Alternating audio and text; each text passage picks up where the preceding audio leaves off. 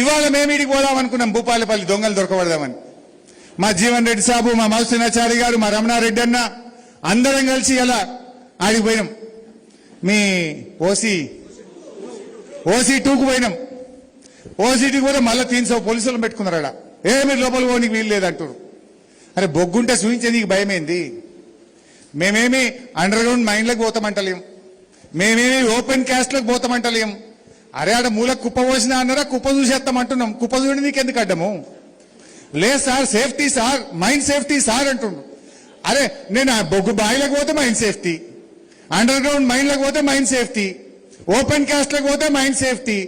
అరే నేను మూలకు కుప్ప పోసిన బొగ్గు చూస్తా అంటే మైండ్ సేఫ్టీ ఏంద్రాబాయ్ అంటే, లేదు సార్ మైండ్ సేఫ్టీ నేను ఓనియం సార్ అంటుండు. దొంగలు దొరకనట్ట? నిజంగా బొగ్గుంటే భూపాలపల్లిలో ఎంత చెప్పిండ్రు? 3,07,000 మెట్రిక్ టన్నుల బొగ్గు ఉంది. అందరినీ నన్ను ఓనియలే. రేపు మీరు కార్మికులే కదా, మీరు పోవచ్చు కదా. రేపు ఒక్క లారీ కూడా లేదా? 3,07,000 ఉంది. అయితే ఇంకా అసలు కథ వీళ్ళది బయట పెడితే ఇప్పుడు నేను ఇక్కడికి వచ్చేది 4 రోజుల కింద తెలుసు మీకు. 5 రోజులు 6 రోజుల కిందనో మా ఈశ్వరన్ ఎప్పుడు డిసైడ్, 6 రోజులు అయిందా? 6 వారం కింద డిసైడ్ అయింది నేను ఇక్కడికి వచ్చేది. వాళ్ళకి అర్థమైంది నేను మైండ్ మీద పోతాడు చూస్తాడని. వీడియో పెట్టు పైగా. మనం అది ఏం చేసి మనం వస్తున్నామని బయటకెళ్ళి బొగ్గు తెచ్చి ఆ మట్టి కుప్పల మీద వేరుస్తారు. అదో బొగ్గు ఈడికెళ్ళి బయటకు పోవుడు కాదు, బయటకెళ్ళి బొగ్గు తెచ్చి ఆడ మట్టి కుప్ప ఉన్నది, ఓబీ మట్టి. ఆ ఓబీ మట్టి మీద ఒక లేయరు ఆ బొగ్గు ఇట్లా పరిచినట్టు పడుతురు. ఇంత చూడు వీడియో.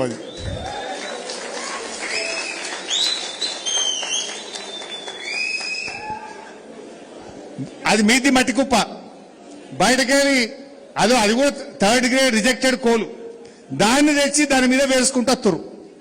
మా విలేకరులు రేపు పోయి చూడాలి. రేపు పోయి దాన్ని ఏం చేయాలంటే జర ఒక 3 ఎంత దవ్వురి మీద బొగ్గు ఉంటుంది, 3 దవ్వుతే లోపల మట్టి వెళ్తుంది. ఇప్పుడు ఏంటంటే హరీష్ రావు 3 లక్షలు ఉందన్నట్టు దొరకబడతాడని మీద బొగ్గు పోసారు. ఇంకో వీడియో ఉండే కదా పెట్టు, గంతే ఉందా? అయితే ఇది నాకెవరో పంపలేదు, నీలాంటి కార్మికుడే పంపిండు. అన్న నువ్వు వస్తున్నావు అని మొత్తం ఇట్లా చేస్తుర్రు, రేపు బయటకెళ్ళి బొగ్గు తెచ్చి మొత్తం బేరుతుర్రు అని మొన్న 2 రోజుల కింద ఒక ఆయన పంపిండు.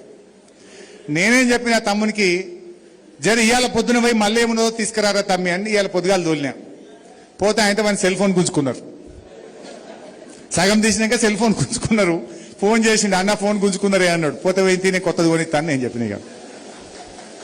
ఇది కథ ఇది.